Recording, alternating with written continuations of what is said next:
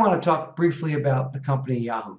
Yahoo had recently reported lackluster results. They're currently trading at $44.47 a share. The company seems to be quite a bit overvalued. I think it's no surprise that technology companies are highly valued, usually because the growth expectations are baked into the current value.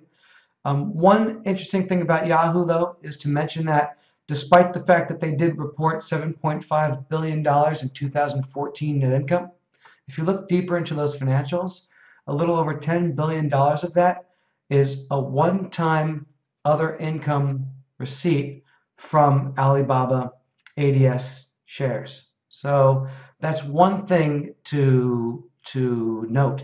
If you remove that, noting that it's one time and may not happen again in the future, the revenue in 2014 reduces, or sorry, the net income in 2014 would reduce from $7.5 billion to under $142 million, a significant hit. So it'll be curious to see what they look like, or what they will look like the next year.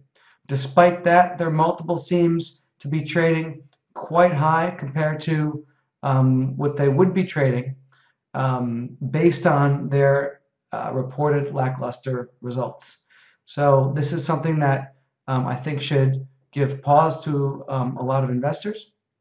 I don't think it's anything that's of much surprise given the fluctuation of the management of the business and the adjustment in business model. So this is just something I thought interesting that should be noted about the company Yahoo, specifically that $10 million other income adjustment. And if anyone has any other questions, please feel free to let me know. Thank you for watching Trading on Technicals.